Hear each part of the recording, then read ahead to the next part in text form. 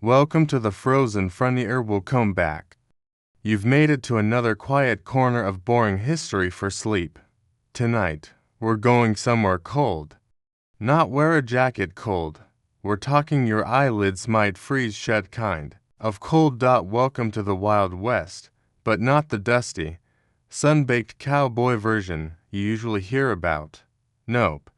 This is the winter edition. See, when we picture the Wild West, we usually imagine tumbleweeds, saloons, and sunburned cowboys riding into the horizon, but that's only part of the story. The other part, it's buried under SNOWDRIFTS. Because a huge chunk of the American West gets cold, brutally cold, and somehow, people still lived there. So, before we jump into how they survived frostbite, snowstorms, and freezing nights with nothing but wool and willpower, let's set the scene. The Wild West was not just a desert. First things first, the Wild West wasn't just one type of place. It stretched across vast plains, jagged mountains, frozen forests, and yes, even deserts that got shockingly cold at night. Take places like Montana, Wyoming, and the Dakotas. In the winter, icebox, the wind, relentless. The temperatures, let's just say, people back then didn't have the luxury of checking the weather app. But if they did, it would have read something like, today's forecast, minus 20 degrees Celsius, snow likely, good luck. Even places that look warm on a map, like northern Arizona or New Mexico, could get hit with heavy snow in the higher elevations. That beautiful Wild West sunset, sometimes it came with frozen eyelashes and frostbitten toes. Life at the edge of civilization back in the 1800s. Many folks living in the West weren't exactly sipping hot cocoa by the fireplace. Most were farmers, ranchers, homesteaders, or outlaws, all trying to survive on land that didn't care whether they lived or died. And winters were rough. There were no central heaters, no electric blankets, no thermal socks from the department store, just grit, wool, and whatever you could patch together. Cabins were small, drafty, and usually built with whatever materials were lying around, which meant logs if you were lucky, or sod and mud if you weren't, and if you lived out on the plains, the wine was your loud, freezing roommate who never moved out. Cowboys and cold night snow. Let's talk about cowboys. Because yes, they were real, and yes, they spent a lot of time outside. Even in winter. Imagine being on a cattle drive, in the middle of nowhere, snow all around, and your only source of heat is a campfire the wind keeps trying to blow out. Cowboys slept under the stars, or clouds, or snow, or whatever was falling from the sky that night. They wrapped themselves in wool blankets and buffalo hides, curled up next to their horses for warmth, and tried to keep their boots from freezing solid by sticking them under their saddles. Charming. Maybe cozy. Not really. No electricity. No problem. Actually, big problem. The thing to remember about this time in history is that everything had to be done by hand. Want to stay warm, you better chop that firewood, carry it inside, and light a fire. Every single day. Want water, you might have to break through a thick sheet of ice in the well first. And if your only source of heat was a small fireplace or iron stove, well, you better hope you remembered to close the door properly. Or you'd wake up with your blankets stiff from frost. Even going to the bathroom was a little adventure. Most homes had outhouses, charming little wooden sheds placed a few steps away from the house, which meant stepping out into snow and wind just to relieve yourself. If you've ever complained about cold toilet seats in winter, imagine using a frozen wooden plank in the dark while snowflakes land on your nose. That's a memory you don't forget. Warmth was a full-time job. Staying warm wasn't something people us did. It was a daily mission. You had to gather firewood, keep the fire alive, insulate windows, fix leaks, patch holes, and cuddle up close. Families often shared beds just to stay warm. Kids piled in with parents, all under a mountain of quilts and blankets. Hot bricks or warm stones were placed at the foot of the bed to keep toes from turning into icicles. And when that didn't work, people just wore their coats to sleep. Yes, really? Full coats, indoors, in bed. The cold was a constant enemy. People in the West didn't just deal with cold. They had to respect it, because if you didn't, it could kill you. Frostbite, pneumonia, and hypothermia were very real dangers. One wrong move, getting caught in a storm, falling through ice, forgetting to dry your clothes, and things could go downhill fast. Even a simple task like fetching water or feeding animals could turn into a disaster if you weren't careful. There were no second chances out here. So people adapted. They layered up, stayed inside as much as possible, and learned to read the signs, the color of the sky, the way the wind shifted, the way snow crunched underfoot. These little clues helped them prepare, survive, and sometimes, just sometimes, stay a little bit comfortable. A world wrapped in white. But here's the thing. For all its dangers, winter in the Wild West was also strangely beautiful. Blankets of snow covered the open plains. Icicles hung from log cabin roofs. Chimney smoke curled into the frosty sky. The world went quiet, slower. Time moved differently. Days were short, nights were long, and life revolved around firelight and staying warm. Sure, it was freezing. Sure, survival was hard, but there was something peaceful about it, too. Something still and quiet. A moment between the madness of the Wild West, a season to hunker down, stay close, and wait for spring. Clothing wasn't cute, but it worked. So we've arrived in the Wild West winter. It's cold, the wind is howling, there's frost on your mustache. And now comes the big question. What on earth are you wearing? Forget Instagram outfits. In the 1800s, nobody cared if you were fashionable, just that you didn't freeze to death. Tonight, we're diving into the world of frontier fashion, where practicality was king, layering was survival, and buffalo robes were the height of winter couture. Layers on layers on layers. Let's start with the basics. The number one rule for dressing in the Wild West winter was simple. Wear everything you own. Shirt, check. Undershirt, check. Wool vest, flannel, coat, scarf, socks, mittens, hat. 2 more coats. Yep. Throw those on too. People layered up like human onions. It wasn't about style. It was about trapping body heat.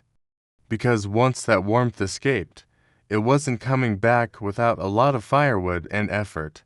And most folks didn't have a closet full of options. You had what you had. If you were lucky, maybe 2 sets of winter clothes. One for wearing, one for patching.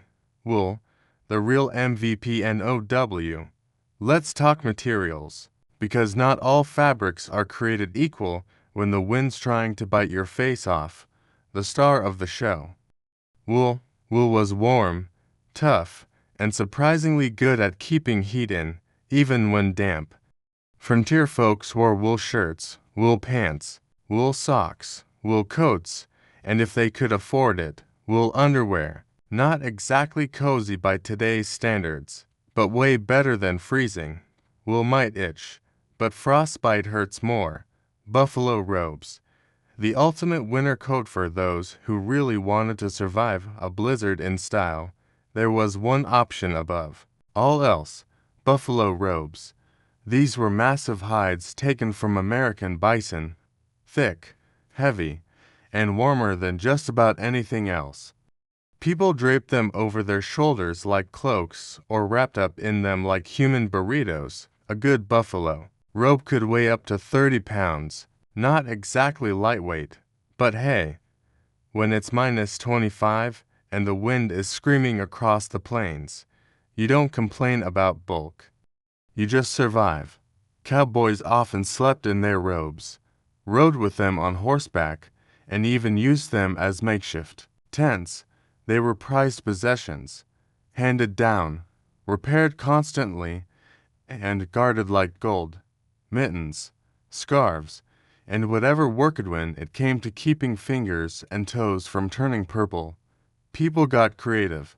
Mittens were often made from leather or fur, sometimes lined with wool if you had the time to sew it in. Some folks even used raccoon pelts, sewing them into little hand pockets, complete with fluffy tails. Scarves were made from wool, too, or sometimes just long strips of old clothing. Anything to keep the wind off your neck. Hats. Absolutely. Essential. Wide-brimmed felt hats were common, but in winter, people often switched to fur caps with flaps that covered their ears. Think early trapper chic. Not stylish, but effective. Some folks even wrapped their heads in torn-up blankets or tucked extra shirts around their necks. It looked ridiculous, but no one cared. Frostbite wasn't cute either. Footwear, cold, cracked, and creative boots were a big deal, especially in winter. But they weren't always warm. Most boots were made of leather, which got stiff and icy when wet. Socks helped, but not much to fight the cold. People stuffed newspaper or straw into their boots. It added insulation and helped soak up moisture. Not exactly high-tech, but it worked, kinda. Some folks used grease or bear fat to waterproof their leather boots. Others wrapped their feet in rags, animal hides, or even gunny sacks, basically potato bags. Again, not cute, just survival. And socks. Usually wool. If you had them, you could knit your own or barter for a pair, but keeping your toes intact through a mountain winter was always a struggle. Women's winter wear, heavy, hot, and a little ridiculous now. Let's not forget the ladies, because if you thought cowboy clothes were uncomfortable, wait until you hear about pioneer women's winter outfits. Start with the underlayers: chemise, drawers, petticoat. Then add stockings, corset, long dress, overskirt, shawl, and finally, a heavy wool coat or cloak. That's before adding gloves, muff, bonnet, and maybe a knitted hood. Women layered just like the men, only with 30 extra pounds of clothing and less freedom to move, hauling buckets, chopping firewood, and wrangling kids in that kind of outfit. Now that's dedication. But women also made smart adjustments. Many sewed their own warm clothing from scraps, repurposed old blankets, or lined their dresses with fur. Some even wore pants under their skirts in especially harsh weather. A scandalous but sensible choice. Homemade, hand-sewn, and hilariously mismatched. Most winter clothing wasn't bought, it was made by hand, at home. Patching was constant. A coat might last 10 winters if you were careful, even if it looked like a quilt by the end. Socks were darned, buttons replaced, mittens sewn from leftover shirt sleeves. Some clothes didn't match. Some were stitched from different fabrics. Some had so many patches they barely resembled the original item, but no one judged. If you were warm, you were winning. And children's clothes, always hand-me-downs. A boy might wear his older sister's coat, 2 sizes too big, sleeves rolled up. Babies were bundled like burritos in whatever soft material was available, often tucked into cradles with hot bricks near their feet. Fashion didn't matter. Survival did. If there's one thing to take away from this chapter, it's this: Nobody cared how you looked in winter. They cared whether you made it to spring. A scratchy coat, a patched-up scarf, and a pair of leaky boots could mean the difference between shivering through the night or not waking up at all. People wore what they had. They made do, and even if it wasn't pretty, it got the job done. Homes built to hold heat, kind of. Let's say you've survived a day outside in the Wild West winter. Your fingers are numb, your boots are soggy, and the wind has politely peeled half your face off. Now you get to go inside. Home sweet, drafty, cabin, tonight. We're stepping inside the houses of frontier folks, where the goal wasn't luxury or space. Just staying warm enough to avoid turning into a human popsicle, because building a home in the Wild West wasn't about style. It was about whatever you could hammer together before the next snowstorm hit. Log cabins, cold, but cozy sometimes. Let's start with the classic, the log cabin. If you lived near trees, real, solid ones, you were in luck.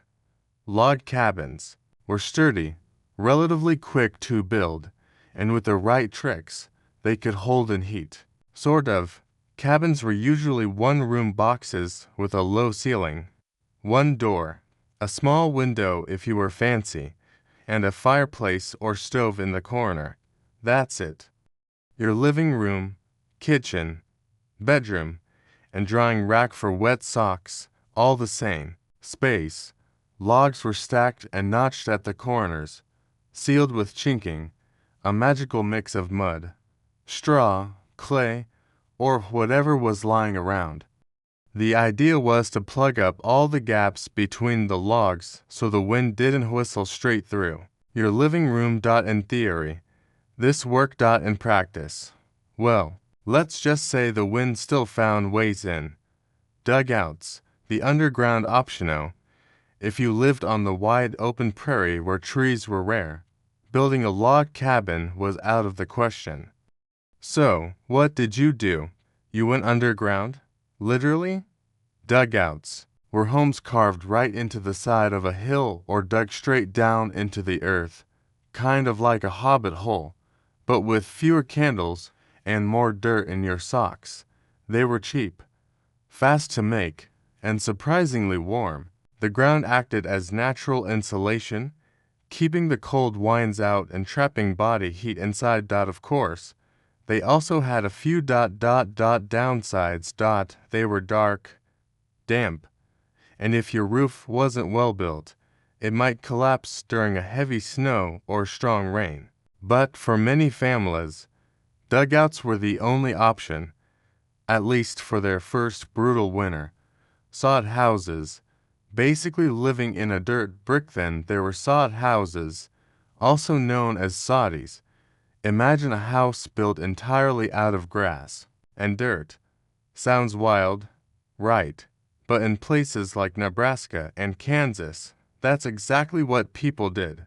Pioneers would cut large bricks of sod, the top layer of prairie, grass and all, and stack them like heavy, muddy Lego blocks. Walls were thick, and when built correctly, they could keep the heat in pretty well. Sod houses were surprisingly cozy in winter. The thick walls helped block out wind, and the packed earth trapped warmth. But again, there were trade-offs. Bugs, mud, sometimes mice, and when it rained. Let's just say you didn't want to be sitting under a sod roof during a thunderstorm unless you liked indoor puddles. Insulation. Not quite. Modern homes have fiberglass insulation, sealed windows, and thermostats. Wild West homes had hope and maybe rags stuffed in the cracks. To keep the wind from blowing through the walls, people used whatever they could find, mud or clay for sealing, old blankets or quilts over doors and windows, animal hides nailed to the inside walls, even newspapers glued to the wall like wallpaper, not for decoration, but for insulation. And windows, they were a luxury. Glass was expensive and hard to get out west. Many windows were just grease paper stretched across a wooden frame. It let in light, sort of, but not much heat. So if you've ever complained about a drafty window, try living behind oiled paper while snow piles up outside. It's basically a frosty blur, the heart of the home. Fireplaces and stovevests number one way to heat your Wild West home. Fire. Almost every home had either an open fireplace or a cast iron stove. Both had their pros and cons. Fireplaces looked cozy, but they weren't great at heating an entire room. Most of the warmth went straight up the chimney, and with it, your carefully chopped firewood. Still, fireplaces gave off light, let you cook, and kept you from freezing in place. Wood stoves, on the other hand, were more efficient. They held heat longer and could even be used to cook stew or boil water while they warmed the house. Some fancier ones had flat tops or even tiny ovens built in. But either way, if the fire went out overnight, you were waking up cold, really cold. That's why some people used warming stones, heated by the fire, and then placed under the bed or even tucked into socks before bed. Hot bricks, boiled potatoes, or even just a warm iron wrapped in cloth, anything to take the edge off that icy chill. Sleeping arrangements, all together now in winter. You didn't sleep for comfort, you slept for warmth, and that often meant piling in together. Parents, kids, sometimes even neighbors, all squeezed into one bed, layered in quilts, coats, and anything that didn't smell too weird. Bed frames were often handmade and stuffed with straw or feathers. Mattresses were lumpy, but the real MVP was the blanket mountain stacked on top. People even wore their clothes to bed, including hats, scarves, and mittens. It wasn't weird. It was normal. And if you had to get up in the night, you did it quickly. That cold hit hard and fast, especially if the fire had gone out. Bonus heat sources. Pets and potatoes. Frontier folks didn't waste anything, especially heat. And that included body heat. Dogs, cats, and even the occasional goat were welcomed inside in winter, not for fun. For warmth, some people even slept next to a sack of hot potatoes, which sounds strange, but hey, it was like nature's hot water bottle. Eat them for breakfast. Stay warm at night. Win-win. Cold, cramped, and still home. Frontier homes weren't perfect. They were cold, crowded, smoky, and sometimes fell apart mid-blizzard. But they were also places of warmth, not just from the fire, but from the people inside. Families gathered around stoves, told stories, played games, mended clothes, and did their best to ignore the fact that their socks were steaming by the fire. These homes might not pass modern building codes, but they held laughter, survival, and the stubborn hope that spring would come eventually. Fireside life and the battle for warmth. You've bundled up in every scrap of wool and fur you own. You stepped into your log cabin, sod house, or underground mud bunker. Now there's just one thing between you and the icy grip of winter: the fire. Tonight, we're talking about fireside life in the Wild West, the flickering heart of every frontier home, and the never-ending struggle to keep it burning, warm, and slightly less smoky than usual, because out here, the fire wasn't just a cozy bonus. It was survival. The fire never stops on the frontier. Keeping the fire going was a full-time job. No matches, no electric heaters, no just turn the thermostat up. You had to chop the wood, carry the wood, and feed the wood into the stove or fireplace constantly. If it went out in the middle of the night, you couldn't just say, "Oh well, I'll light it again in the morning." Nope. You'd wake up to a freezing house, frozen water, and a day full of shivering regrets. That's why people developed a deep, almost spiritual relationship with their wood piles. Some families even named their axes. True story. Chopping wood. Everyone's job, even the kids out in the Wild West. Firewood was gold. Every member of the family helped gather it, from the grown-ups with big axes to the kids carrying kindling in buckets. You needed a lot of wood. For cooking, for heat, for laundry, for boiling water, and most importantly, for surviving the night. Some folks burned logs. Others burned buffalo chips, which is just a polite way of saying dried buffalo poop. Yes, really, it didn't smell great, but it got the job done when trees were scarce on the open plains. You used whatever burned, sagebrush, tumbleweeds, corn stalks, even twisted hay if you were desperate. Warmth didn't care if it came from oak or old corn cobs. It just needed to work. The stove, king of the cabin. If your home had a cast iron stove, congratulations, you were living in luxury. These stoves came in all shapes and sizes, but they all did the same thing: trap heat, spread it around a little, and cook dinner while you thawed your fingers. The stove was usually placed in the center of the room, with a stovepipe stretching up and out. It radiated heat like a tiny sun, but only a few feet in every direction. The rest of the house cold. That's why families gathered around it like moths. You'd find drying boots near the base, maybe a soup pot on top, and kids draped across the warm side like sleepy cats. Fireplaces, romantic, but inefficient. Fireplaces look nice in old paintings. Crackling logs, gentle smoke, maybe a rocking chair and a warm drink.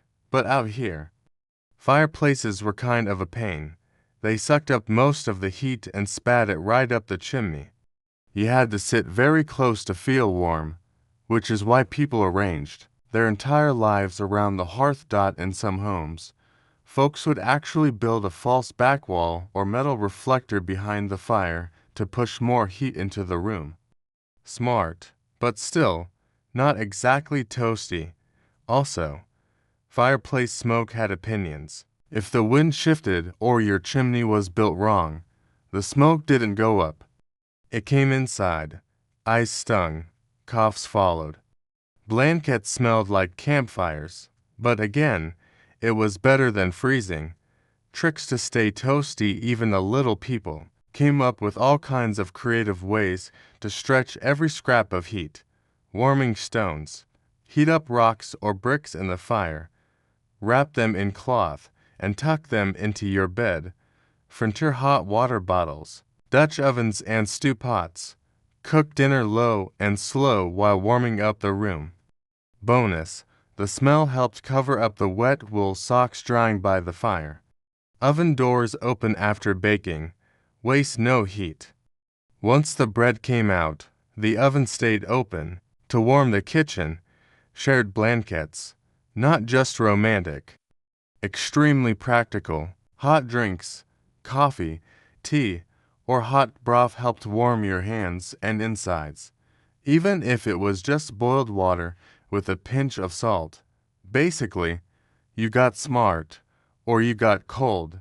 Nighttime, the fire's final test. Evenings were the most strategic part of the day.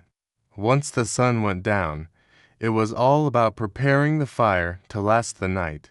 You'd load it with big chunks of wood and hope it burned slow and steady. Some stoves had dampers to control airflow, helping them smolder quietly till morning. Still, it was common to wake up with the fire out, your breath visible, and your pillow a little crunchy with frost. That's when someone, usually the youngest or the person who lost a bet, had to crawl out of bed, restart the fire, and hope they didn't knock over the kettle in the dark. Waking up warm, that was a luxury. Most mornings, you started your day by building a fire with numb fingers. Life around the fire despite all this effort. The fire wasn't just for heat. It was the center of daily life. Like a glowing roommate, everyone liked. Families cooked over it. dried laundry near it, read stories beside it, and told jokes while sitting close enough to warm their socks, but not scorch their shins. It was also the Frontier Television. People stared into those flames like it was the latest episode of their favorite show. And it was. The fire told you everything. Big flame. Time to add food. Low flame. Time to add wood. No flame. Time to panic a little. Evenings often ended with stories, sometimes about distant relatives, sometimes about local legends, and sometimes about how cold it used to be, which somehow was always colder than this. And when the fire went out, eventually, every fire flickered and died. And when it did, the room went quiet, the cold crept in, and the night stretched out long and slow. People wrapped up tight, cuddled close, and hoped the wine didn't find a new hole in the wall. But even in that quiet cold, there was something strangely peaceful. The fire might be gone for now, but tomorrow it would crackle again. A ritual repeated every day, every winter, year after year. The fire wasn't just warmth, it was life. And out here in the Wild West, you never let it go out if you could help it. Cold food. Hot tricks you've made it through another freezing Wild West night. The fire's still glowing. Your breath doesn't look like smoke anymore. And now, you're hungry. But cooking in the winter wasn't easy. Your hands were numb. Your food might be frozen. Your stove was picky. And yet, somehow, folks still managed to get something warm in their bellies. Tonight, we're opening the door to the cold, creaky kitchen of a frontier winter, a place where meals were simple, survival-focused, and usually involved a lot of beans. Winter food wasn't fancy. Let's start with the obvious. Wild West winter food was not gourmet. There were no supermarkets, no fresh fruit in February, no delivery if you forgot to buy flour. Instead, people relied on food they'd grown, hunted, or preserved before the snow came. If you didn't plan ahead, you went hungry. So what did a typical winter pantry look like? Dried beans and peas, salt pork or dried meat, cornmeal and flour, potatoes, onions, and turnips, lard, salt, sugar if you were lucky, be a few jars of preserved fruit or pickles. Not exactly a 5-star menu, but it kept you alive. Stew. The cold weather hero hunt in doubt. Make stew. Stew was the ultimate winter meal. It was hot, filling, and easy to stretch out over a few days. Just toss in whatever you had, dried beans, salt pork, root vegetables, maybe some herbs, and let it bubble away on the stove all day. Some folks called it perpetual stew because they never really emptied the pot, just kept adding more water, more beans, more scraps. Sure, by day 5 it tasted like mystery meat and old onions. But it was warm, and in winter, that was enough. Bread. If you could get it to rise, baking bread in winter was a gamble. Cold air slowed yeast down.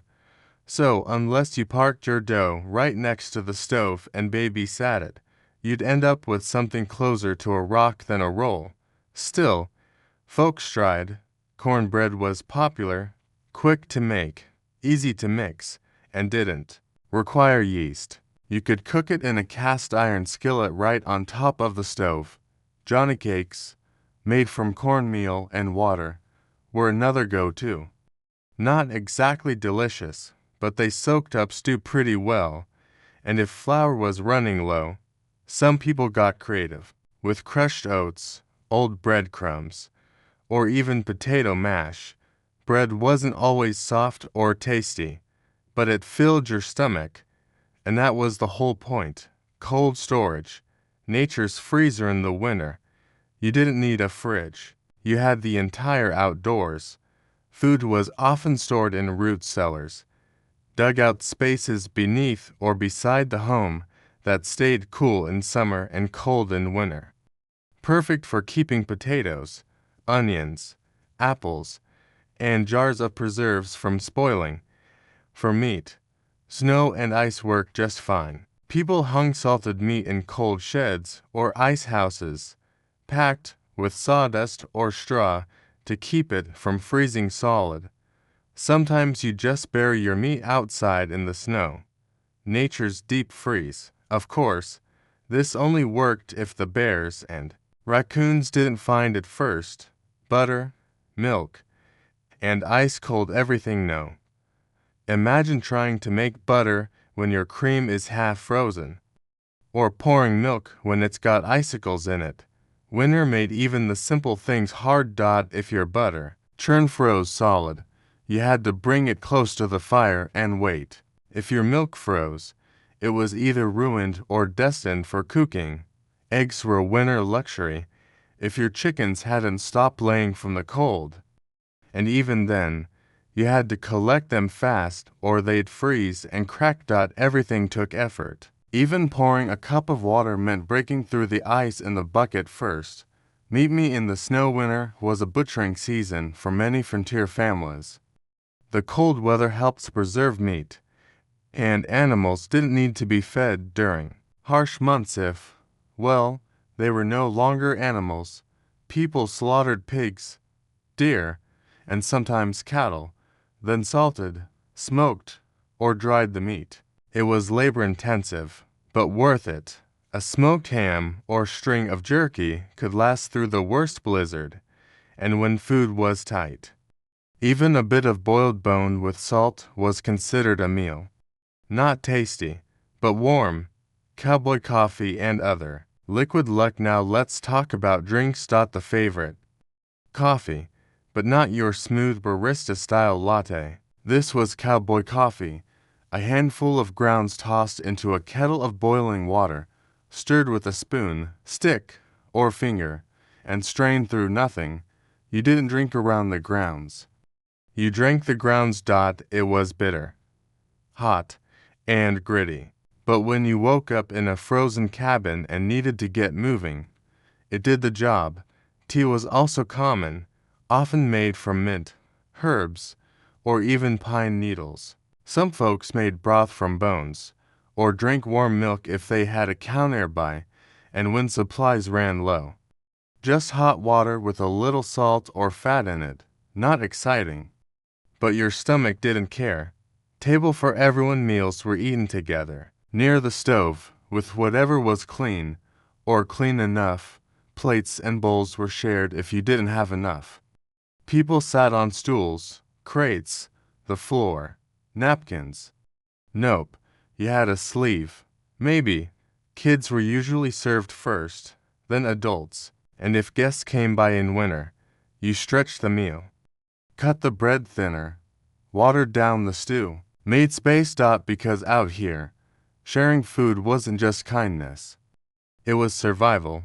When food ran out, despite all the planning, some winters were just too long. Crops failed, animals died, and no one had enough. In those times, people got very creative. Boiled leather scraps to make a weak broth. Ate old flour, full of weevils, dried grass, or bark added to soup. Yes, really, it wasn't pleasant. But folks did what they had to do, because out here, hunger wasn't rare. It was part of life. And when spring finally came, the first green sprout or fresh egg felt like a miracle. Not much, but enough. So yes, food in the Wild West winter was plain, sometimes bland, often weird. But it kept people going. They boiled, baked, fried, and stewed their way through the cold months, one meal at a time, and when the fire crackled, the stew simmered, and the bread was just warm enough. Well, for a few quiet minutes, it almost felt like everything was okay. Staying warm on the trail. So, you've had a hot bowl of stew. You're wrapped in 5 questionable blankets. You're finally warm inside your cabin. Now forget all that. Because tonight, we're heading back outside. This chapter is about what happened when folks weren't lucky enough to be home for the winter. when they were stuck on the trail, surrounded by snow, wind, and the kind of cold that makes your teeth ache just by breathing. Cowboys, travelers, mail carriers, wagon trains, they all had to brave the icy wild, one slow step at a time. Let's see how they survived. Cowboys didn't get snow. Disco boys weren't just summer workers. They drove cattle year-round, and yes, that included winter drives across frozen plains and through snowy canyons. Picture this. You're on horseback for 12 hours. It's snowing sideways. Your boots are wet, your fingers are stiff, and the cows are walking slower than your patience. Welcome to a winter cattle drive. There were no heated trucks, no cozy motels, just you, your horse, a thick blanket, and a dream of spring. Campfires and quick warm-ups. Every cowboy knew how to build a fire. Fast. When night fell and temperatures dropped, the first priority was finding wood or buffalo chips, getting a flame going, and keeping it lit despite the wind. They'd huddle close, dry their boots, and heat coffee so strong it could melt rust. One pot of beans or stew might simmer all night, not for taste, but just to keep it edible and warm. Fires were life, not just for warmth, but for morale. No fire, you were in trouble. Trail fashion, layers or bust out on the trail. Style took a hard back seat to survival. Cowboys wore wool shirts, long coats called dusters, thick gloves when they could afford them, wool or fur-lined hats pulled down over their ears, leather chaps to block wind and brush. Their boots were stuffed with wool, straw, or just wishful thinking. Socks were a luxury, and they were often swapped out every few days, or not at all. And when things got really cold, they wrapped themselves in buffalo hides or canvas tarps, like winter burritos with sore knees.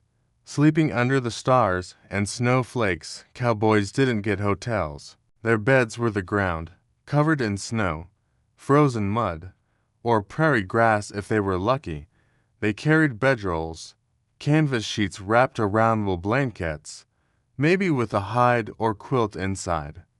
These were heavy, bulky, and your best friend. Once the sun went down, sometimes they'd warm stones in the fire and tuck them in their bedrolls.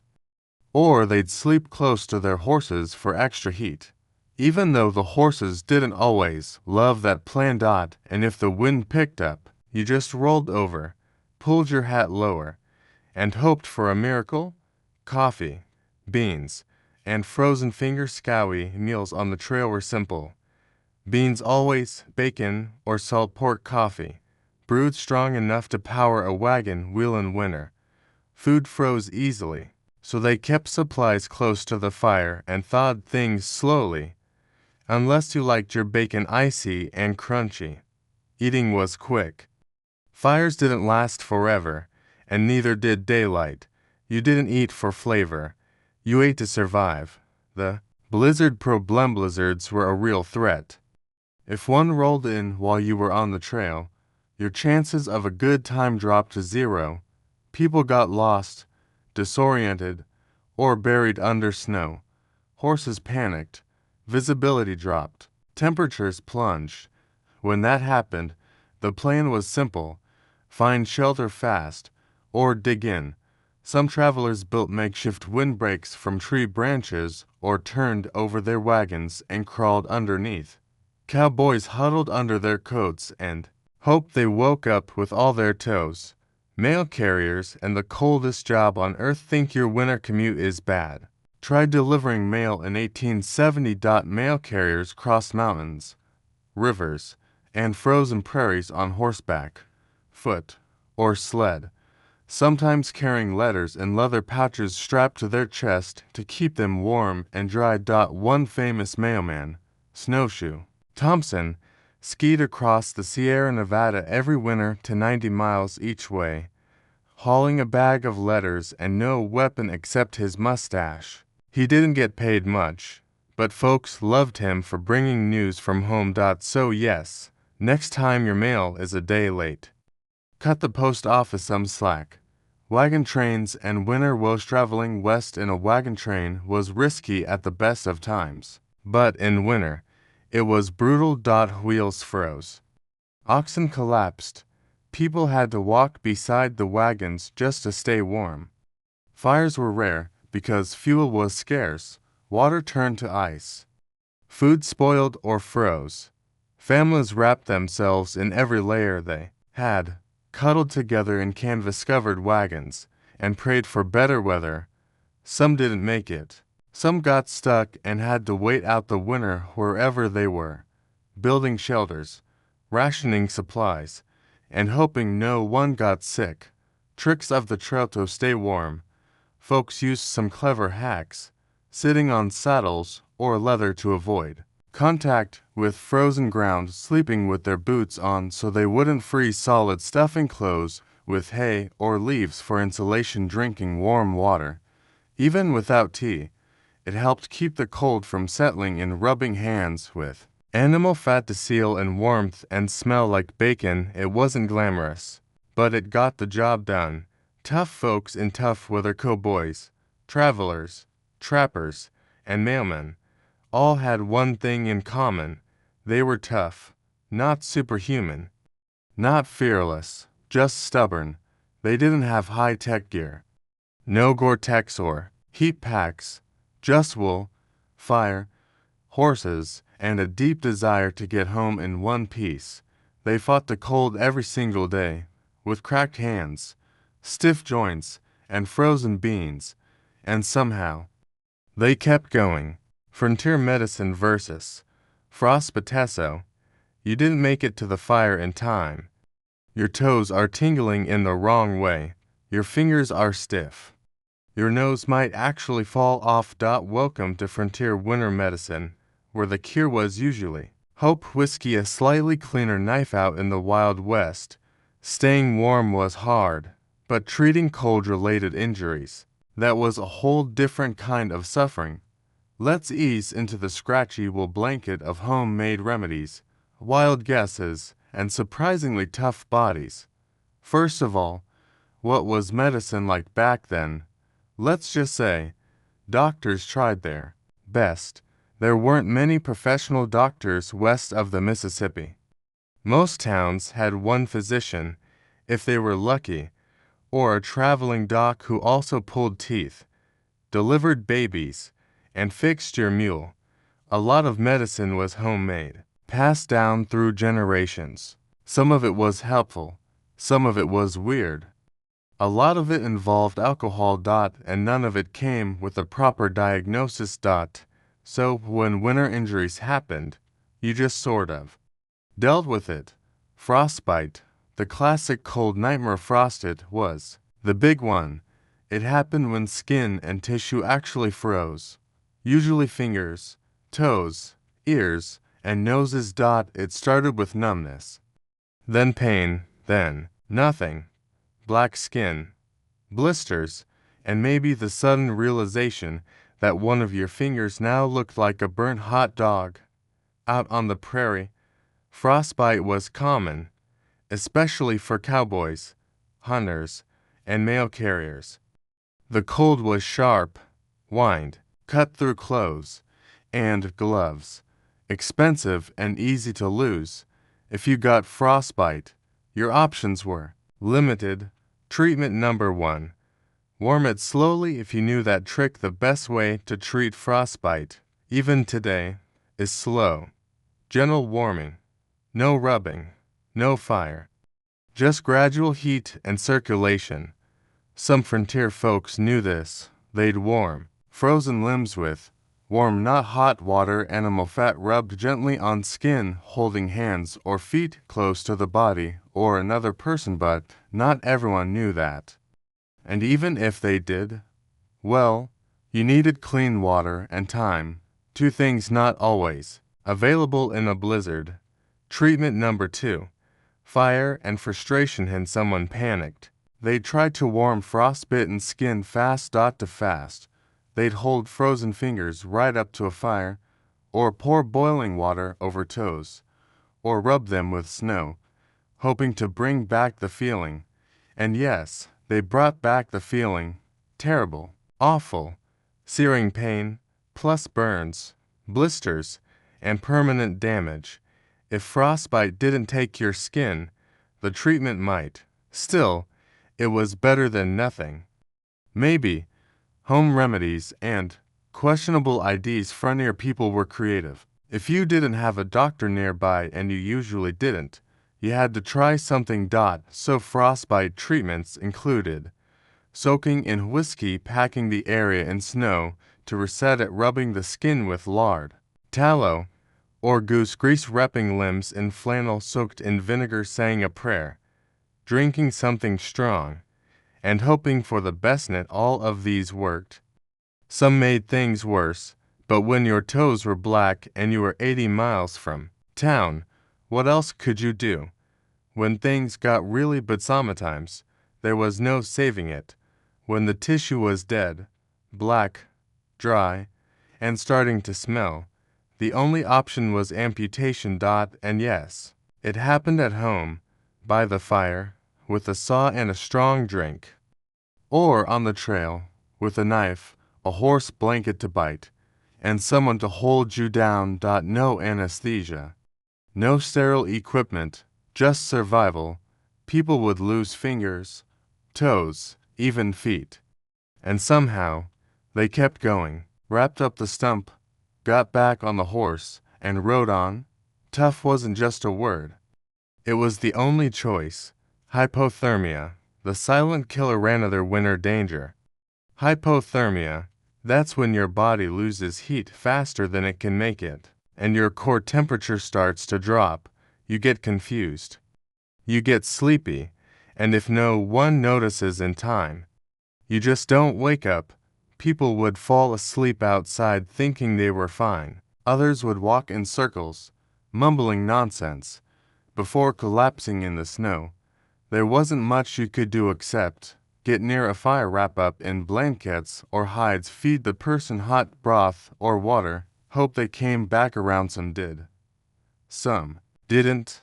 Sick from cold. Too, winter didn't just freeze your fingers. It also made people sick.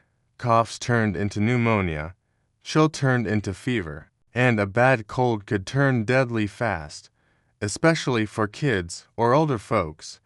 Frontier medicine had its methods. Honey and onion syrup for cough, steaming pots of herbs to clear the lungs, hot stones wrapped in cloth placed on the chest, boiled. Pine needles for vitamins. Sometimes these helped. Sometimes they didn't. And when they didn't, you bundled up, said goodbye, and hoped spring came fast. What about doctors? There were doctors? Yes, but getting to one in winter, that was an expedition. Some towns had a doctor who served everyone. Others waited for traveling physicians to pass through every few weeks. If you lived in a cabin 50 miles from the nearest town, your doctor might be your grandmother, a neighbor with a strong stomach, a farmer who once read a book about herbs, or yourself with a bottle of whiskey and a clean shirt. Wild West was full of medical improvisers. They made do. And sometimes, miraculously, they healed. Recovery looked different back then. Getting better from a winter injury wasn't a matter of antibiotics or hospital beds. It was a mattress stuffed with straw, a pot of weak tea, maybe some soup if someone could cook, and hours or days by the fire, watching it snow. There were no thermometers, no charts, no nurses, just family, silence, and time. People healed slowly, or they didn't, but they kept trying. That was the frontier way, and when they didn't make it, sometimes the cold won. When someone didn't survive, they were buried in frozen ground, if you could dig it, or under stones, logs, or snow until the thaw. It was quiet. It was sad, and it was common, but life had to keep going. What kids did in winter. All right, let's take a break from the frostbite and amputations. This time, we're looking at how kids spent winter in the Wild West. Sure, It was cold. Sure, it was tough, but kids are kids, and even in 1875, they found ways to play, help, learn, and occasionally slide face first into a snowdrift. Let's see how the youngest settlers passed the time when the world outside turned white. First things first, winter was still work before we talk about fun. Let's be honest, life wasn't a holiday. Even young children were expected to help with chores, especially in the winter. Depending on their age, kids might fetch water from the frozen creek carefully, chop kindling, or carry wood, shake snow off the livestock, help mama stir a pot of stew, or wash clothes, keep an eye on younger siblings, while ma and pa handled something dangerous. Nobody got out of winter chores, not even the 6-year-olds. But once the work was done, then it was playtime, homemade toys. Homemade fun. Kids in the Wild West didn't have toy stores. No shiny plastic sleds or battery-powered snowmen. What they had were whittled wooden animals, corn-husk dolls, sock balls for tossing indoors, and maybe a handmade sled. If pa was handy with a saw, they built what they played with. They shared. They used whatever they could find, pine cones, twigs, tin cans, and turned it into a game. Snowball fights were a given. So was sliding down hills on boards, hides, or even shovel blades. It wasn't fancy, but it was fun. Sledding, prairie-style life. There was snow, and there usually was. Sledding was the #1 winter sport. Homemade sleds were made from wood scraps, barrel staves, animal ribs. No, seriously, or flatboards tied together with twine. Kids would climb hills, push each other down, and crash into trees with the kind of laughter that only comes from surviving a near-death experience. Clothes got soaked. Faces turned red, but sledding was worth every bruise, and if the pond froze over, time for makeshift skating, often just sliding around in boots and hoping not to fall through the ice. School, when it wasn't snowed in, many frontier kids went to one-room schoolhouses, which were often a long, cold walk away, heated by one wood stove if it worked, packed with kids aged 6 to 16, all learning together. School in winter was a gamble. Roads were bad, blizzards shut things down, and sometimes school only happened when the teacher could get there on a horse. But when it was open, it was reading aloud, practicing penmanship, memorizing poems, learning math by candlelight.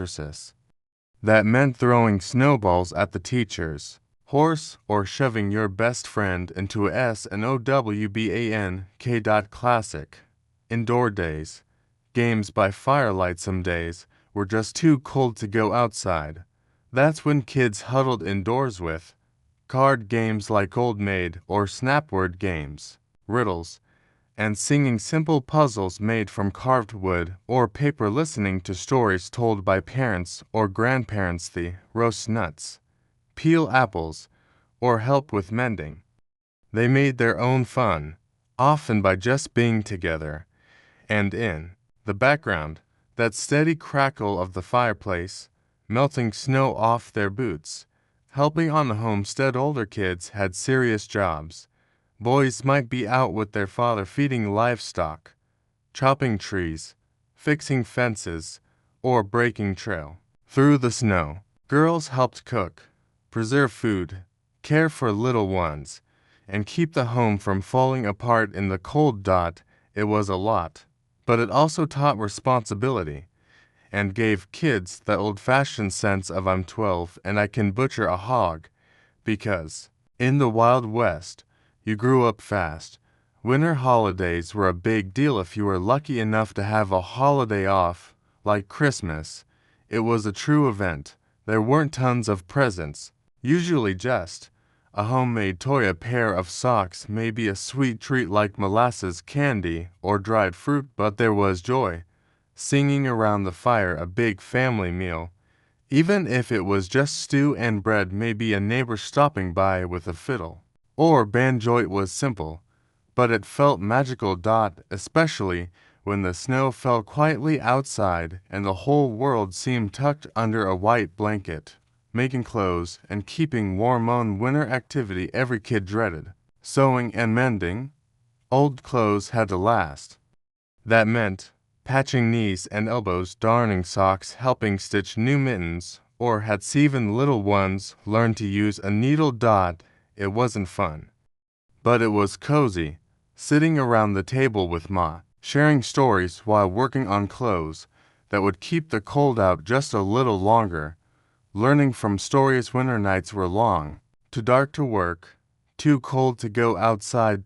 So families told stories, real ones, made up ones, scary ones, fables, folk tales, Bible stories, family history.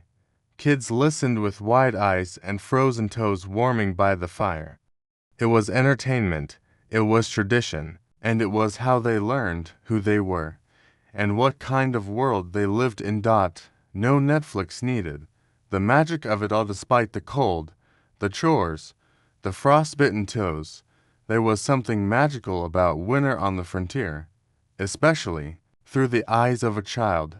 Snow turned the harsh land into a white wonderland. Even a tiny gift felt enormous. A warm meal meant the world. And love, laughter, and survival wove together to make winter feel, well, kind of beautiful. Kids didn't need much, just each other, a place to call home, and the promise that spring would come again. Winter in Native American camps long before wagons rolled west and cabins dotted the prairie. Native peoples were already living and thriving. In these cold lands, winter wasn't something to beat or endure. It was part of the rhythm of life. Tonight, let's step softly into the snow-covered world of Native American winter life. A place where wisdom ran deep. Warmth came in many forms, and even the cold had its own kind of beauty. Nature was the teacher for many native nations across North America. Survival wasn't about conquering nature, it was about understanding it. Winter wasn't a surprise. It was expected. It had been coming every year since the beginning of time. So tribes planned for it. They listened to the animals. They read the wind and watched the sky. They harvested, hunted, and stored. They built homes not just for shelter, but for balance. The result? A winter life that could be harsh, but not hopeless. Homes built for winter. Different native nations built different kinds of winter shelters, depending on their region, environment, and traditions. Some examples: tipis used by Plains tribes were portable and quick to heat, with hides layered for warmth and smoke flaps to let fires breathe. Wigwams used by woodland tribes were dome-shaped, made from bark and woven mats, and insulated with moss or snow. Earth lodges, used in colder regions, were dug partly into the ground and covered with earth, basically a cozy hobbit house, frontier style, inside. Fires were carefully tended. Animal hides covered the floors. Families gathered close. Warmth was precious and wisely shared, preparing for the cold months just like squirrels stashing nuts. Native families prepared all autumn for what was coming. They dried meat over smoke fires, especially bison, elk, or deer, elected berries, herbs, and roots, tanned hides for clothing and bedding, stocked firewood, and made extra tools. The goal was simple: have enough, so that when the snow came down and the world went quiet, they could still eat, stay warm, and rest. Sometimes that worked perfectly. Sometimes it didn't. But the effort, it was constant. Clothing that worked. Forget big department store jackets. Native peoples had clothing designed by generations of survival. Winter outfits were often made of deer skin, elk hide, or bison. Robes lined with fur from rabbit, fox, or beaver, sewn with sinew and care, decorated with meaning. Not just beauty, clothing wasn't just functional. It told stories, honored ancestors, and expressed identity. Moccasins were insulated with fur and grass. Mittens were layered. Hoods and caps were shaped to keep out the wind. And best of all, everything was biodegradable. Earth gave it, and the people used it respectfully. Winter meant rest, stories, and ceremony, with the hunting mostly done and the world frozen outside. Winter became a time for reflection. It was storytelling season. Elders would sit near the fire and tell ancient tales of creation, of animals, of spirits and ancestors. Stories weren't just entertainment, they were education, culture, memory, identity. This was also a time for ceremonies honoring the spirits, midwinter feasts, dream sharing, and vision talk, making tools, mending clothes, teaching the young. Land was sleeping, so were the trees, the rivers, the bears, and people, too, slowed down and listened. Hunting in the snow, of course. Some hunting had to happen in winter. Skilled hunters would track animals across snowy forests and open plains. They used snowshoes, stealth, and deep knowledge of animal movement. Snow made things quieter, but also more dangerous. One wrong step into a drift, and you could be stuck for hours. Still, the rewards were worth it. A rabbit for stew, a fox for its warm fur, an elk or bison, if the spirits were kind. Every part of the animal was used. Nothing wasted. Nothing taken lightly. It was survival, with respect. Living with the seasons, not against them, unlike the settlers, who often fought winter like it was the enemy. Many native peoples saw the cold as just another season of the earth's cycle. There were lessons in it: stillness, patience, humility, gratitude. Tribes even measured time in winters. You weren't 25 years old, you were 25 winters old. That's how important the season was. To live through a winter was to be made stronger, to survive it together, even more so. What about the kids? Kids had a role in winter, too. They learned by watching. How to mend a moccasin, how to pack snow to insulate a shelter, how to listen to the wind and know when a storm was coming. They helped with chores, gathered kindling, tended fires, and learned to move through snow without leaving a trace. But they also played, sliding down snowy hills, making little dolls from hide or bark, throwing snowballs, chasing each other under thick pine tree. Slaughter was warmth, too. Wisdom passed down. Known of the most powerful parts of winter life was how knowledge passed from old to young. Sitting beside the fire, kids would hear stories that had been told for hundreds, sometimes thousands, of years. They'd learn the names of the stars, the habits of the animals, how to honor the spirits of land and sky, and what it meant to belong to the earth, not own it. In the quiet of winter, learning took root. In the darkness, wisdom glowed, a different kind of warmth. When the wind howled across the plains and the trees creaked under the snow, native families didn't just huddle against the cold, they embraced one another.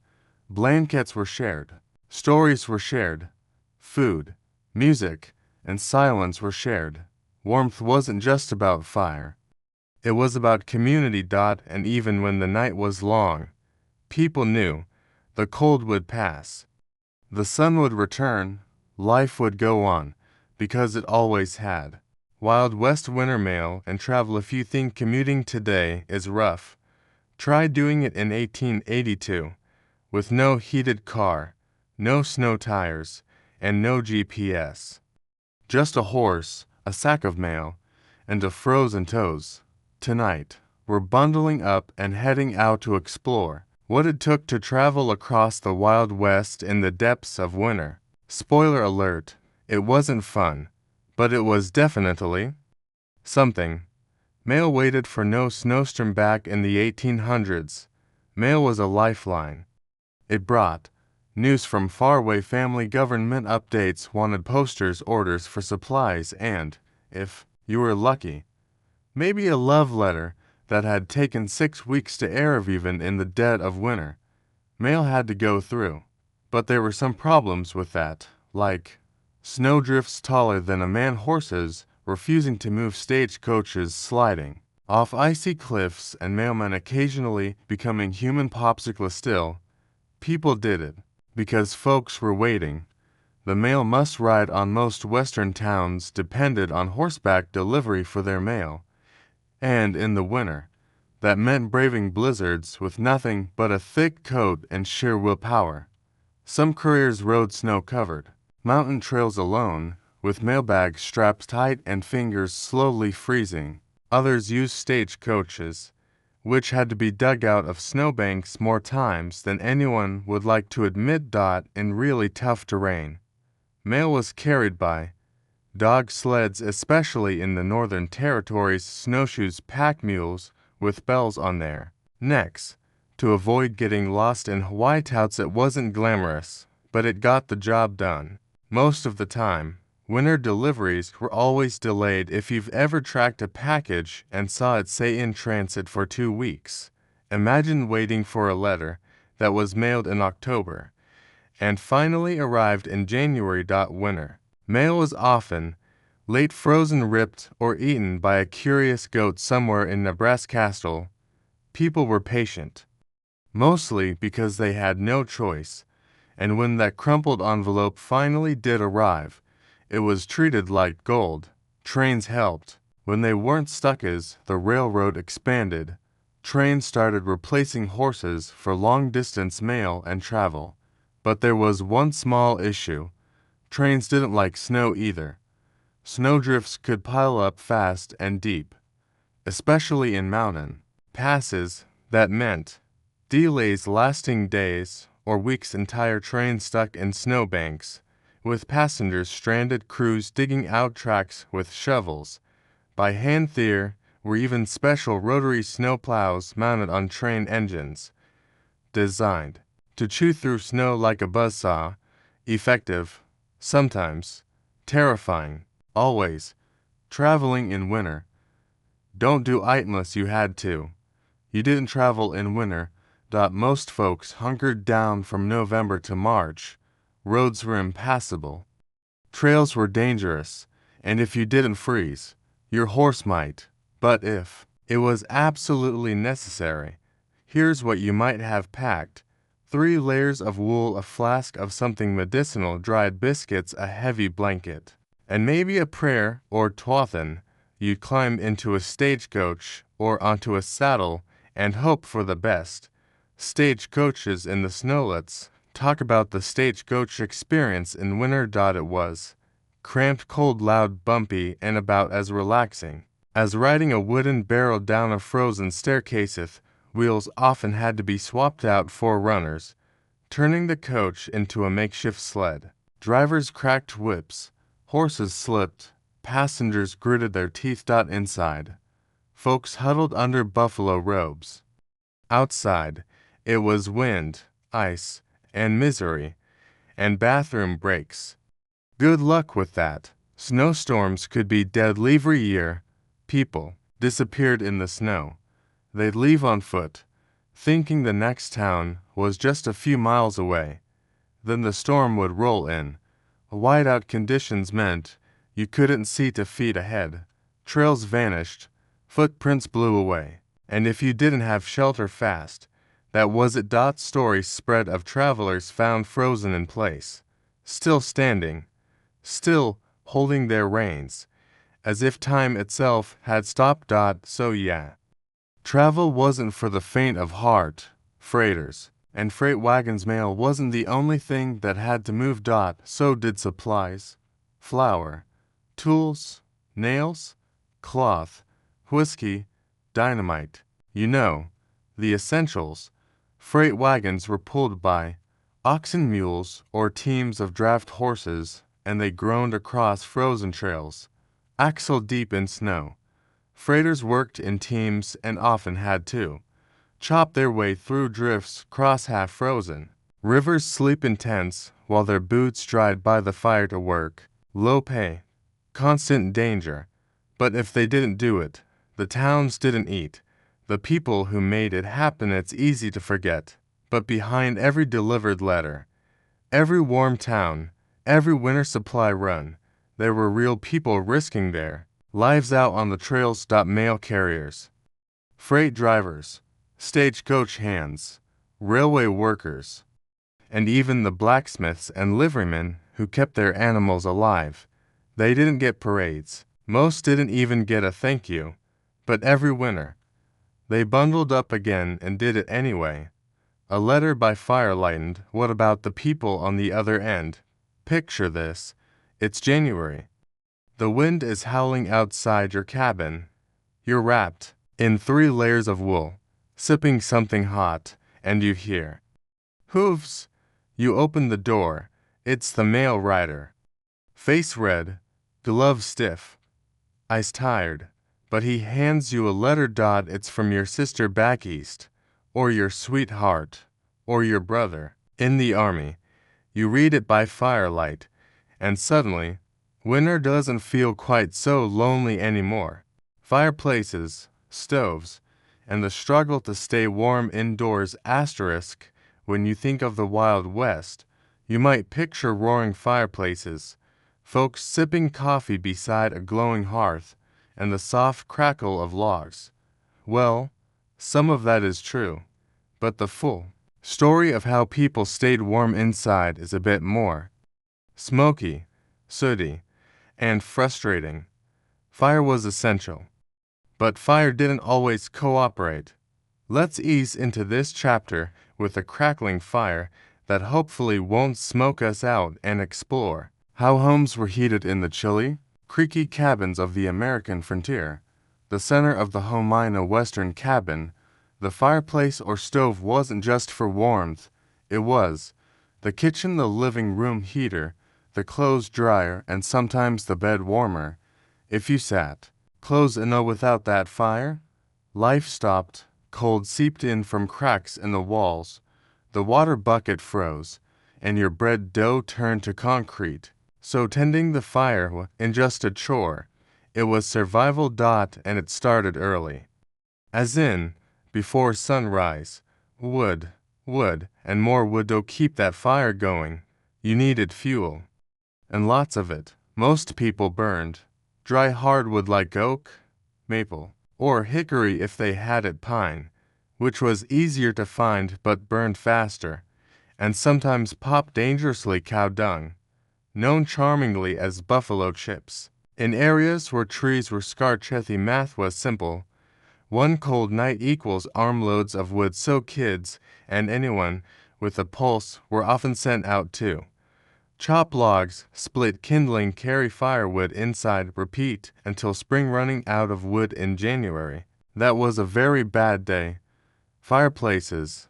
The original heat source. Early settlers built big stone fireplaces in their cabins, wide, deep, and open-faced. But there was a problem. They weren't very efficient. Most of the heat went straight up the chimney. If you stood near it, you were toasty.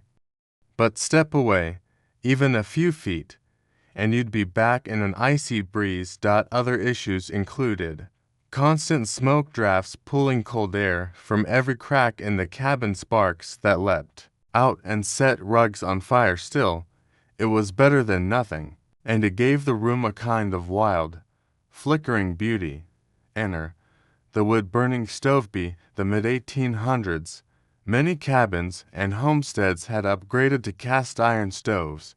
They came in all shapes: round pot-belly stoves, square cook-stove ranges, even decorative models with nickel trim. If you were fancy, these stoves were a game-changer. More heat for less fuel, easier to control, safer than open fireplaces, and perfect for heating flat stones to warm your boots or bed. But they were still a chore. Ash had to be shoveled daily. Chimneys needed clearing. And if your fire went out at night, well, enjoy waking up to frost on your pillow. Sleep was cold business at night. The fire might burn low, or out entirely. So how did people sleep? Layers. So many layers. A typical winter bed included a straw mattress or rope bed frame, a few wool blankets, a buffalo robe or fur cover, socks, mittens, and possibly your hat. Some families even slept in shifts. One person would wake up halfway through the night to stoke the fire. Others heated bricks or stones by the stove, then tucked them into the bed to keep. Yes, everyone hated getting up to use the outhouse in the middle of the night, for obvious, freezing reasons. Smoke, soot, and sneezing stoves and fireplaces were cozy until they weren't. If your flue was clogged or your chimney too short, smoke would fill the room. Eyes burned, lungs wheezed, clothes and hair reeked.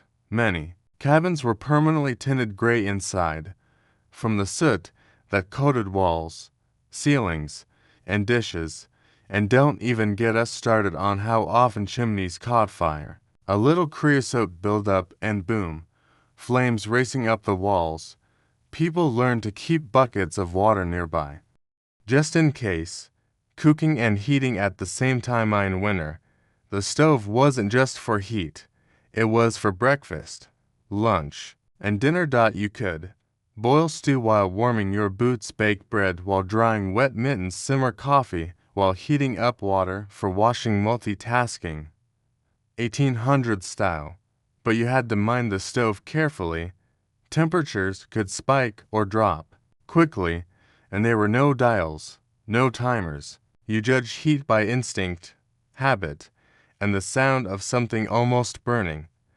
Fire was a friend, and a fickle. Only a good fire could save your life. A bad fire could destroy it. Cabins went up in flames often. Sparks from chimneys, tipped over, lanterns, logs rolling out of the hearth. In a wooden house, surrounded by wooden furniture, in a town made of wood, that was a problem. Winter fires weren't just about keeping warm, they were about keeping alive, without burning the place down. Firewood duty never ended. Firewood duty was eternal. If you had a family of 5 and a cold January, you might burn through a cord of wood every week.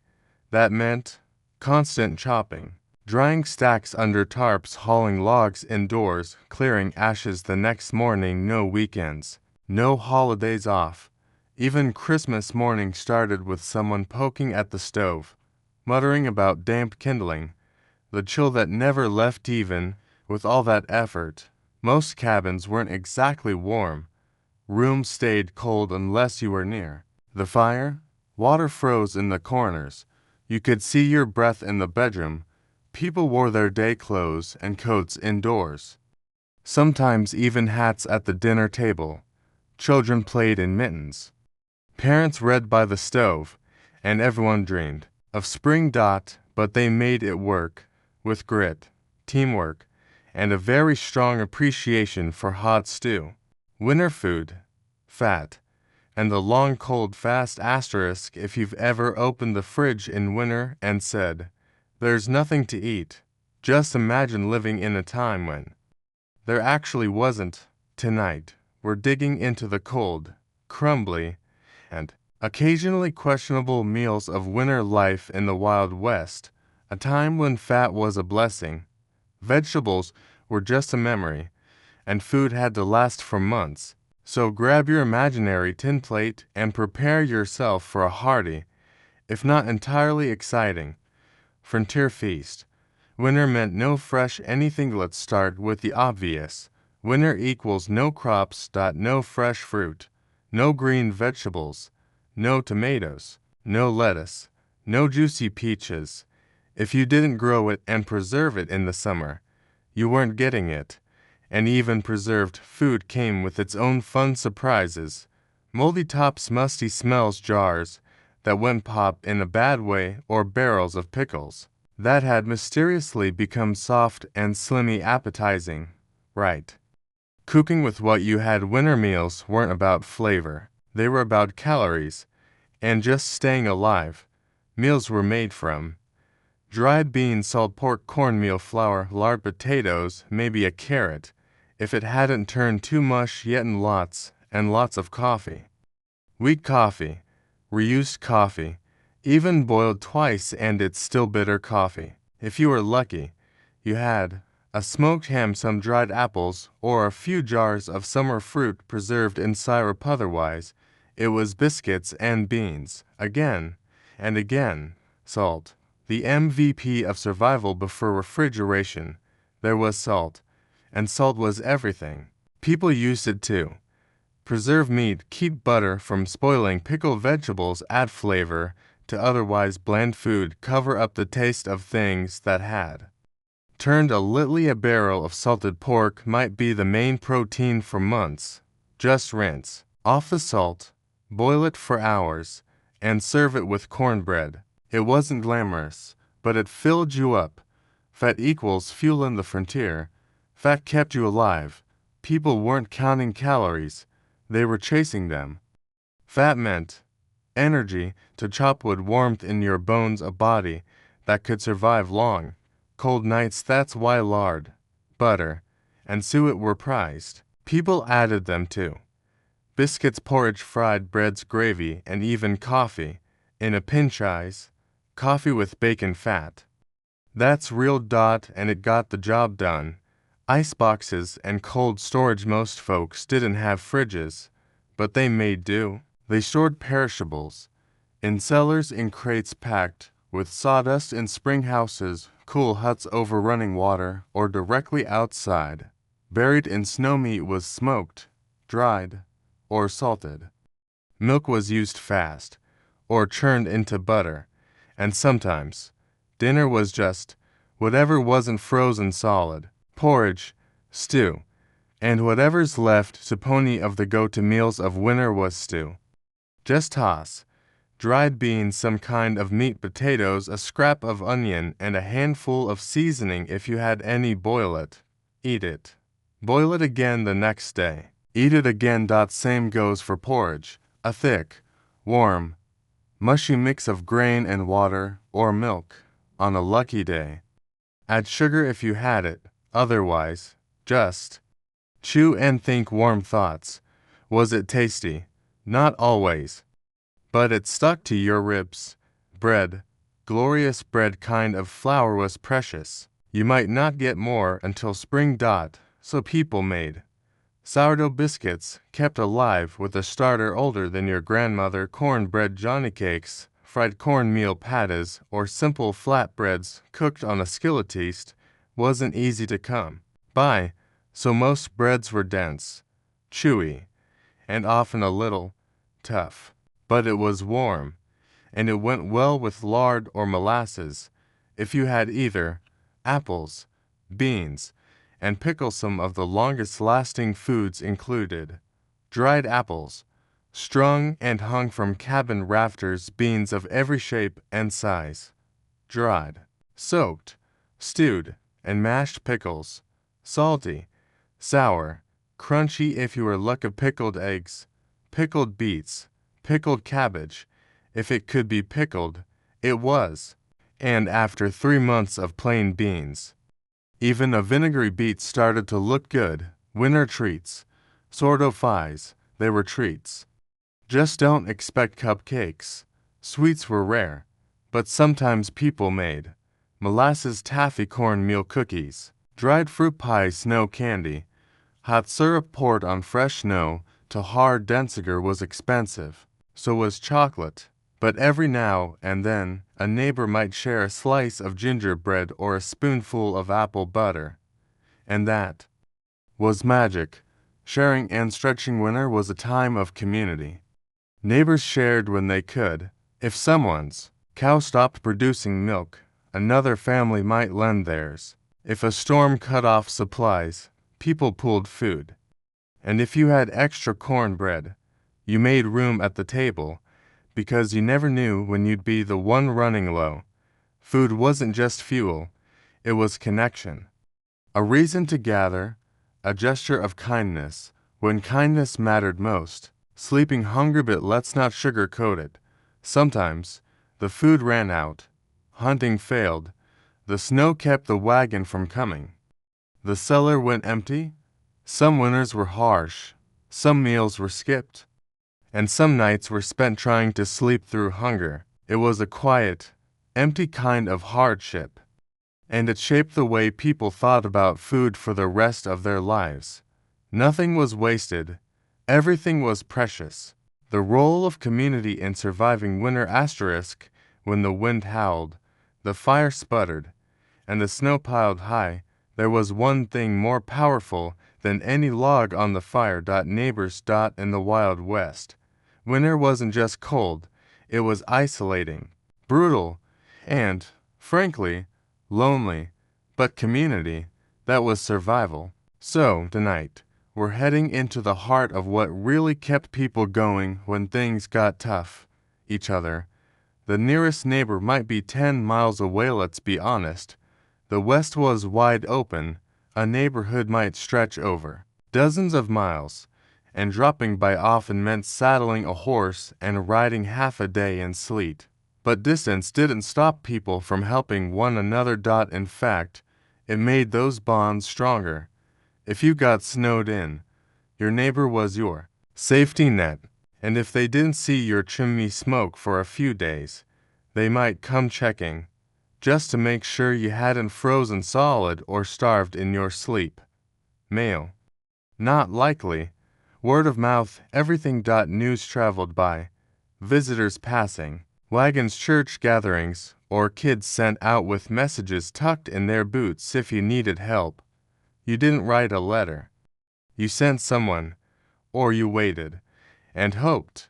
But when the message got through, people showed up, with extra firewood, a pail of milk, a sack of potatoes, or just their companion. Because in winter, kindness was courtesy, shared work, shared reward. Winter didn't mean rest. It meant hauling, chopping, boiling, fixing, mending, and feeding. So people pitched in, especially if a neighbor fell ill or a family lost a parent.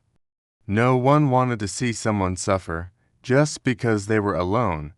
You might wake up to find a neighbor had chopped your wood pile for you, or left a pot of stew by your door, or helped you dig out your livestock after a snowstorm. No reward expected. Just pay it forward. Snowstorms. When community meant everything. Blisters could trap people for days or weeks. Trails vanished. Wagons stalled. Livestock froze. And hope got thin. That's when the community stepped in strongest. Families opened their homes to stranded travelers. Neighbors shared food from their dwindling stores. Children from different cabins sheltered together, turning emergency into sleepover. Sand. The storm passed. People checked in. You'd see riders making rounds, knocking on doors, even digging paths through the snow with shovels and hands. The sewing circle that saved the frontier women had a secret weapon: sewing circles. These weren't just for stitching socks. They were support groups, news centers, idea exchanges, and morale boosters. If someone needed a quilt, others pitched in. If a child had no coat, they made one. If someone was grieving or struggling, they brought hot food and warm words. Somehow, even when they had little, they found ways to give. Community meals, potlucks, picnics, and prayer. Every now and then, people needed more than food. They needed each other's company. So winter gatherings popped up. Potluck dinners at the church or schoolhouse, bean suppers where everyone brought something, singing nights or Bible readings, or just informal get-togethers around someone's stove. It wasn't glamorous, but it warmed the soul.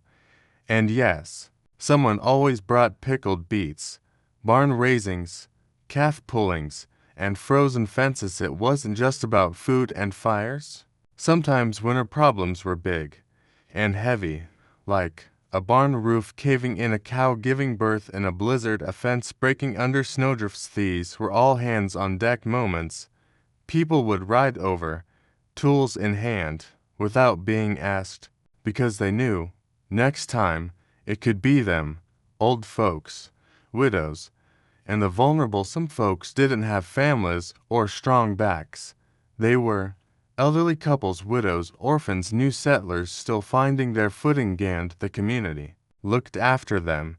Folks might drop off food quietly, fix a leaking roof, chop kindling and stack it without a word. Just quiet, gentle care, done without fanfare. Because in the West, you didn't leave people behind. The unspoken pact, there wasn't a rule book. There were no contracts, but there was an understanding. We get through this winter together. Help was offered freely, because asking for it was often hard, and refusing help even harder. Because you knew that someday you'd be the one knocking on someone's door in the snow. That's how the West worked. You gave when you could, you received when you needed, and no one kept score. Winter was quieter, but not lonely. Even with all that support, winters could be long and quiet. No mail, no visitors, no fresh anything. But thanks to neighbors, friends, and passing kindness, it didn't have to feel empty, because just knowing someone was out there, someone who would notice if your fire didn't burn, who'd bring stew if you were sick, who'd dig you out after a snowstorm, that made all the difference. That's what got people through blizzards, whiteouts, and the deadliest cold snaps. You're bundled up, the fire's crackling, and you think you're safe. Then the wind starts howling, the windows rattle, and suddenly, it feels like the entire house is shivering. Welcome to the Wild West blizzard, nature's way of reminding everyone who's really in charge. Tonight, we're stepping into the swirling snow, zero visibility, and bone-deep chill of the frontier's most terrifying storms, and how people manage to survive them with little more than grit, wool, and prayers. When a storm wasn't just bad, it was deadly. A western blizzard wasn't your average snowstorm. These were brutal, merciless walls of snow and wind. They came on fast, sometimes in under an hour. No warning, no slow build-up. Just a sudden shift in the wind, and boom, white out.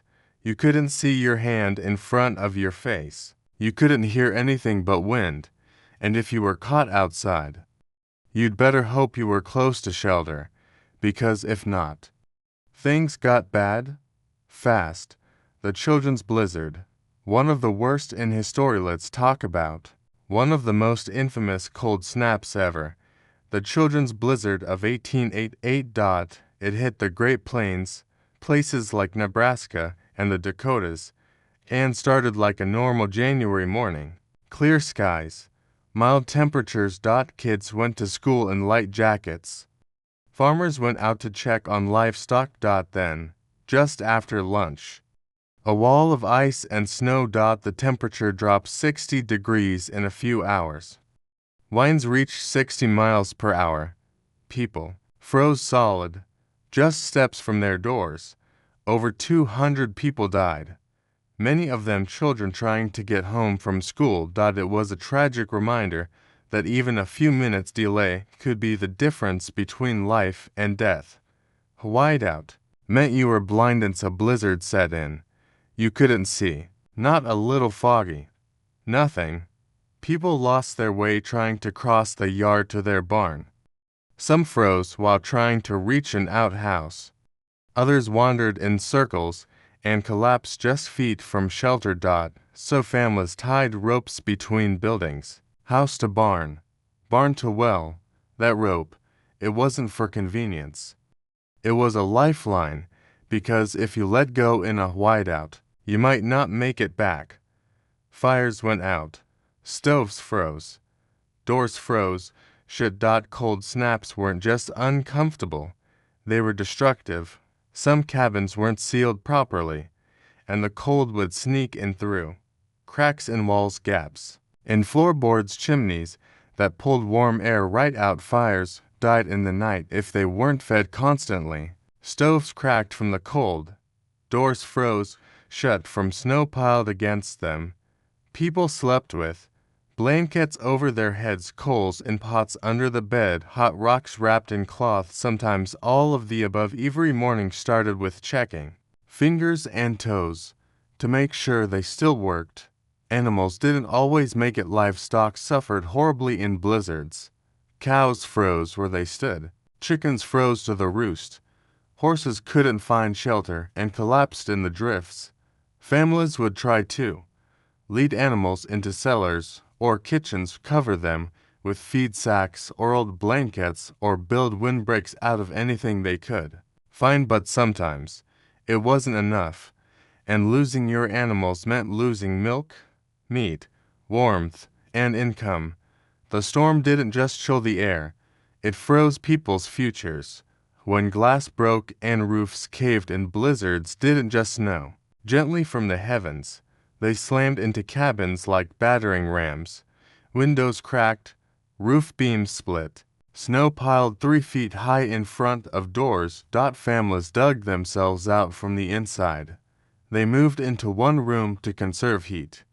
Hung blankets in doorways, sealed windows with newspaper, and huddled under quilts, listening to the wind like it was some wild animal scratching at the walls.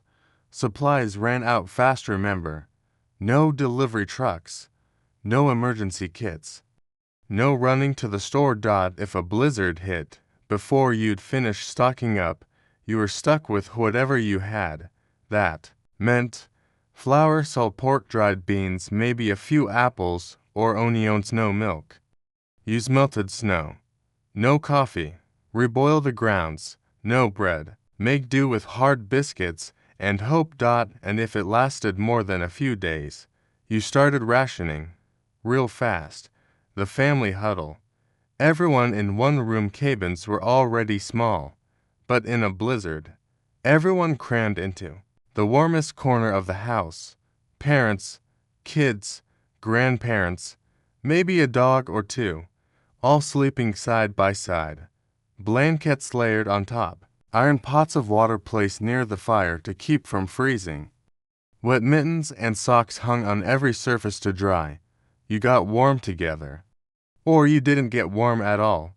Sleeping, waiting, hoping. Sometimes all people could do was wait it out. Blizzards could last 1 day, or 3, or more. They passed time by, mending clothes, telling stories, reading scripture or poetry, or just sitting in silence, listening to the storm. No phones, no radios, just the crackle of the fire and the wind rattling the walls. And every morning, hoping the storm was over, and everyone had made it through. After the storm, quiet after a blizzard was surreal.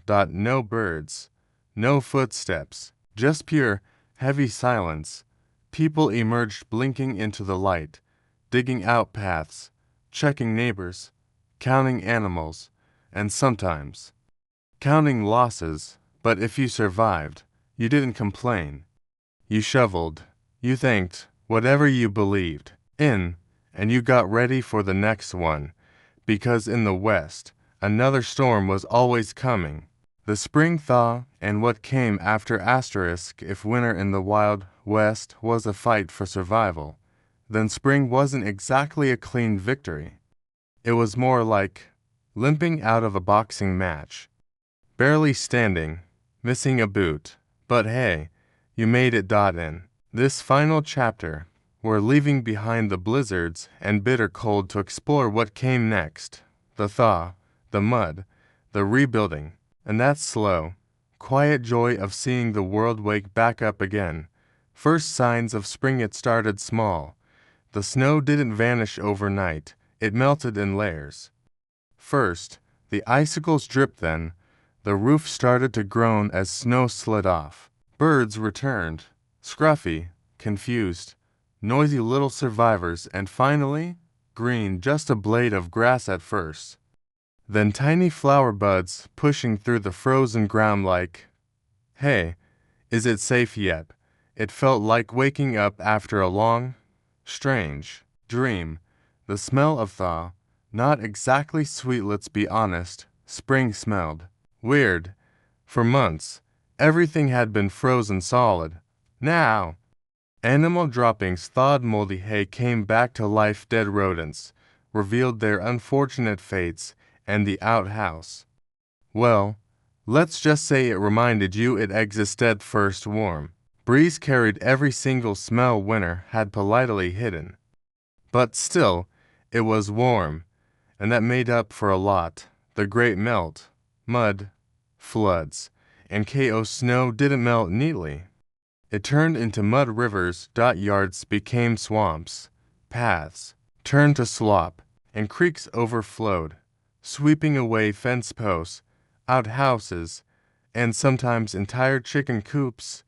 People waded through with boots, buckets, and brooms, trying to unstick wagons, dig out cellars, rescue stranded animals, and occasionally fish out floating barrels of pickles. It was messy, wet, and unpredictable, but also kind of hilarious if you weren't drowning in it. Spring cleaning. Frontier silence. The cabin dried out a bit. It was time for spring cleaning. Not the light a candle and sweep the floor kind.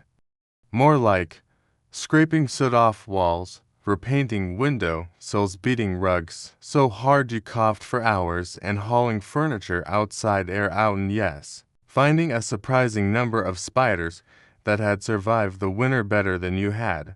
This was also the time for repairs. Loose hinges, broken roof shingles, leaky stovepipes, and doors that had swollen shut from months of snow pressing on. Theme. It was the season of fixing everything winter broke. Baby animals. Baby everything. Spring meant birth.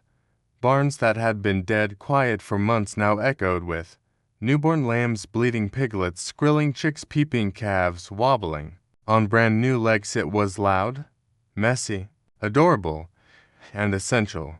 These new animals weren't just cute, they were the future. Eggs to eat, milk to drink, meat for next winter, and the first signs that the farm would make it another year. Even families grew in spring. Babies, born after long winter nights, were now swaddled and blinking at the sunlight, planting, hoping, starting over with the snow gone and the soil soft. It was time to plant. Seeds went into the ground. Corn, beans, squash, cabbage, potatoes, each tiny sprout carried months of hope. Because if the crop failed, if frost came back, or drought hit, there might not be enough food next winter. So every row was planted with care, and every rain cloud watched like it was a blessing from above. Survivors taking stock after the thaw. People took a moment to look around. Who made it? What was lost? What still needed fixing? Neighbors rode out to check on each other. Church bells rang again. Mail finally arrived, weeks late, but full of news. And even though there was mud in your boots, holes in your roof, and not a crumb of coffee left, you were still here. That was something worth celebrating. Lessons learned the hard way. Every winter taught lessons.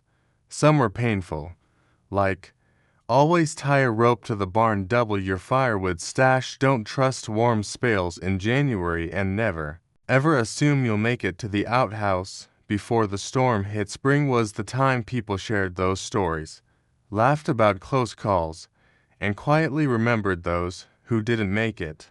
The Wild West didn't sugarcoat survival, but it respected it. A little joy. Finally, once the ground firmed up and the days got longer, joy began to bloom too. People took walks without 10 layers, ate the first fresh dandelion salad tastes. Okay-ish, let the kids run wild again, sat on porches just to feel the sun, and let out the world's biggest sigh of relief. No more frozen toes. No more soup every day. No more staring at snowbanks taller than your head. Just mud, bugs, and the beautiful smell of growing things. And so the cycle continued. The frontier year was a loop. Spring meant recovery. Summer meant work. Fall meant preparation. And winter. Winter meant testing everything you'd done right and wrong. But every time spring came again, people knew they had made it. One more time. One more chapter. And tonight, as you rest, you can picture it, that thawing world, dripping with new life and old memories, where the hardest season finally loosens its grip and lets the prairie breathe again.